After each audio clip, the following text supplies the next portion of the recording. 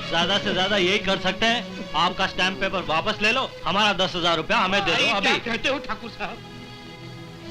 मेरी इज्जत और मेरी बेटी की जिंदगी से मत खेलो। अरे खेल तो तुम रहे हो हमारी इज्जत से देवीलाल, हम सब जान गए हैं, ये तुम सबकी मिली भगत है, फरेब है। नहीं नहीं, ये फरेब नहीं है। अरे बनो मत, रहने दो, ना दहेज ना रुपया। तुम समझते हो तुम रोध होकर और अपनी बेटी की दुहाई देकर हमसे दया की भीख ले लोगे? हरगिज नहीं, हम भी कोई कच्चे खिलाड़ी नहीं हैं, ये शादी कभी नहीं होगी। चाचा हमें तो जाना है, हमारा 10,000 रुपया दे दो। नहीं नहीं, ऐसा अनर्थ मत कीजिए, हम कहीं के नहीं रहेंगे। तुम जैसा भिखारी मेरा समधी नहीं बन सकता। अब आपको कैसे समझाएं? ये फरेब नहीं है। अरे मेरी सारी जायदाद मैंने इस ठाकुर और लाला के पास बेच दी है। बोलो ठाकुर, बोलो लाला, बोलो ठाकुर। अरे बंद करो ये नौटंकी, तुमने हमें यहाँ बुलाकर हमारा खूब मजाक उड़ाया है, ये शादी हरगिज नहीं होगी। उठो बेटे, चलो बरातियों, ये बारात वापस जाएगी। नहीं नहीं समझी जी, बारात वापस मत ले जाइए, हम आपके पाँव पड़ते हैं, हमारी इज्जत आपके पैरों में रखते हैं, उसकी लाज रखिए। तेरे इस कपड़े के टुकड़े की मेरी नजरों में कोई इज्जत नहीं।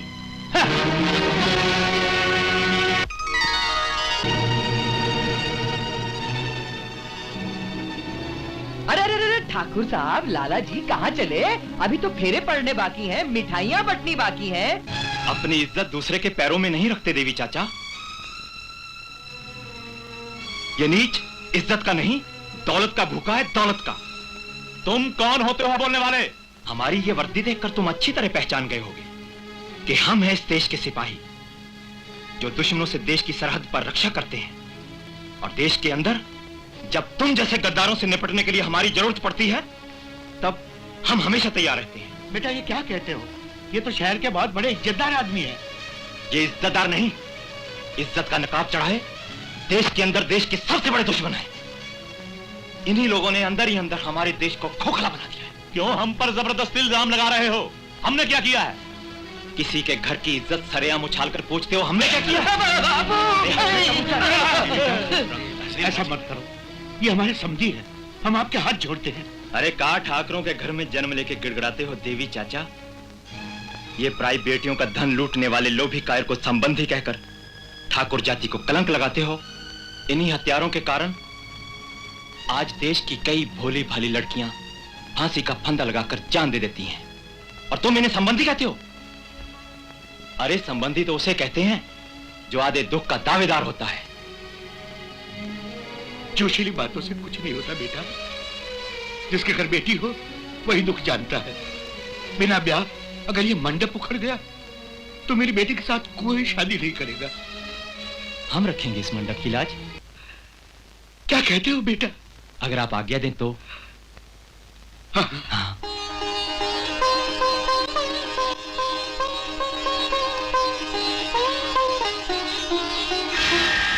ये कोई फौजी है या दादा? अरे गांव वालों, 100 बार देवीलाल ने नाक रगड़ी तो हम बारात लेकर आए। अब देख लो लड़के वालों की क्या इज्जत हो रही है। रुक जा। ठाकुर साहब, लाला जी। हाँ जी। आपने इन लोगों से 400 BC करके एक कागज पर सियाही लगवाई थी। हाँ? वो कागज जरा वो हम लाए हैं, घर से लाए हैं, लाए। बहुत बहुत मेहरबानी। बहुत हो गया। देखो गोपाल, तुम सारे गांव के सामने मेरी इज्जत मिट्टी में मिला रहे हो। ठाकुर साहब, आपकी इज्जत अगर मिट्टी में मिल जाएगी तो फिर मिट्टी की इज्जत का क्या होगा? अरे भैया, बहुत गुनगुना गया। अरे देख लिया देवीलाल, आज वही लोग तुम्हारा मान रख रहे हैं जिनको तुमने कभी ठुकराया था। तुम सच कहती हो बजनी जोगन, आज इस बेटे ने हमारी आंखें खोल दी।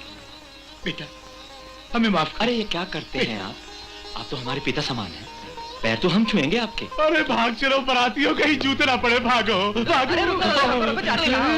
अभी तो तुम्हारा स्वागत होना बाकी है। भैया स्वागत बाद में करना, पहले वो मंगनी वाले गहने तो लाके दो। अरे हाँ, हम तो भूल ही गए। अरे मोहन भैया, अरे इनको मंगनी वाले जेवर पहनाई तो चलो। ये क्या बिठा दो सवारी। अपने ही हो गए पराए। अरे ये क्या कर रहे हो? अरे दहेज लेने वालों का मुंह यूं काला कलूटा ही हुआ करता है। दहेज तो तुमने मांगा था, फिर मेरा मुंह क्यों काला करवाया? अरे दहेज मांगने वाले बाप के बेटे का भी यही हाल होता है। बाप के लोग। चले, अपनी फटफटिया तो लेते जाओ। अरे बापू, दुल्हनिया ना तो ना सही, फटफटिया तो दे रहा है। और उस फटफटिया में ना ही तेल पड़ता है, ना ही वो पंक्चर होती है, और ना ही उसमें जैक लगाना पड़ता है। अरे पर वो है कहाँ? यही है, आओ दिखाते हैं।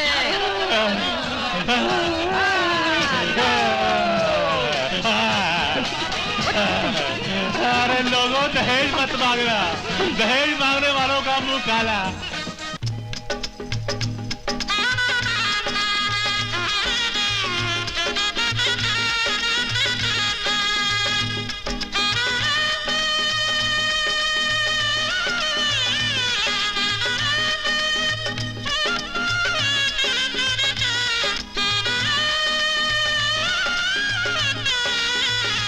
गोपाल, गोपाल, तूने बड़ी बिरादरी में मेरा सर नीचा किया है।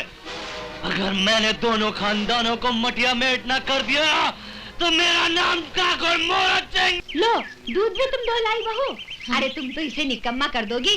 देखो, अरे रोज सवेरे उठकर मुंह अंधेरे ये सारे काम कर लेता था, और अब सूरज सर पर चढ़ाया, अभी तक घोड़े बेचकर सो रहा है। लाओ, अब तुम ही जगाओ इसे।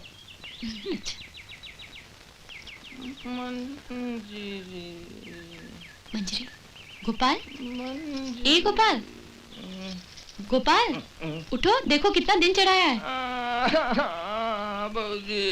अरे उठो ना, देखो कितना सूरज चढ़ाया है। हम कितना अच्छा सपना देख रहे थे। हमें मालूम है तुम क्या सपना देख रहे थे। बस तुम्हें कैसे मालूम पड़ेगा क्या सपना देख रहे बता दे तो। थे? नहीं बता पाओगी। तुम मंजरी का सपना देख रहे थे। मंजरी? अरे भौजी, तुमने कैसे जान लिया? अरे हम कोई अंतर्यामी थोड़ी ना है, तुम ही नींद में मंजरी का नाम बड़बड़ा रहे थे। अरे बाप रे बाप, नींद में बड़बड़ा रहे थे। माँ ने तो नहीं सुना ना? अरे सुना तो क्या हुआ, हम तुम्हारा ब्याह मंजरी के साथ करा देंगे। सच भौजी? तुम्हारा एहसान है रे हम पर, तुमने हमें मनचाहा वर दिलाया, तो क्या हम तुम्हें मनचाही दुल्हनिया नहीं दिला सकते? अरे भौजी, तुम तो एकदम बढ़िया हो। अब वो क्या कहते अंग्रेजी में हम थांकू।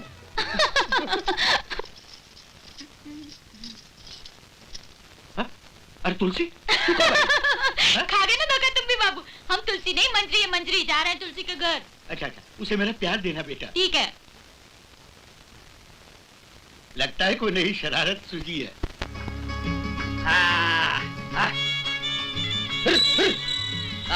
ठीक है ठीक है।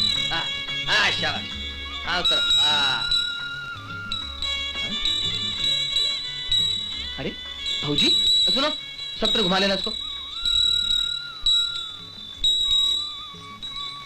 अरे भौजी, तुम काहे आई यहाँ? तुम्हारे लिए खाना लेकर आए हैं, चल बैठ। पर तुम काहे खाना ले आई?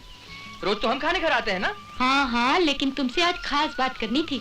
हाँ बोलो, काहे? बाबू के पास गए थे बात करने, हाँ। तुम्हारी और मंजरी की।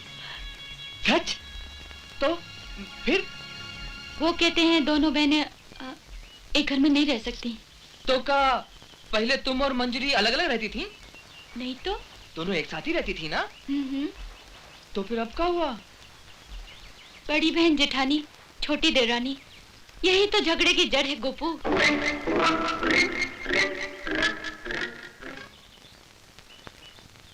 भौजी, तुम ठीक कहती हो, ये ब्याह नहीं हो तो अच्छा है, क्योंकि वो मंजरी है ही बड़ी खराब। बिना बात के तो वैसे ही झगड़ा करती रहती है, शादी के बाद शायद बंटवारा ही करवा दे। पर अच्छा ही हुआ जो तुम्हारे बापू ने ना कर दी, कम से कम वो लड़क भुरभुरी हमें तो दोष नहीं देगी। हमारे बारे में ऐसी बात करते शर्म नहीं आती तुम्हें? और हमें उल्लू बनाते हुए तुम्हें शर्म नहीं आती? उल्लू, उल्लू, तू उल्लू, उल्लू, पप्पू, पप्पू, हम तो ही बताने आए थे कि बाबू ने ब्याह के लिए हाँ कर दी। तुम्हारे बापू इस उम्र में क्यों ब्याह कर रहे हैं? तुम तो कुछ नहीं समझते। हमारी बहन यानी तुम्हारी भौजी ने हम दोनों की बात बाबू से कर ली है। और उन्होंने हाँ कह दी। उन्होंने हाँ करी तो बहुत अच्छी बात है, उन्होंने हाँ कर दी। हाँ। अरे मंजरी, हाँ।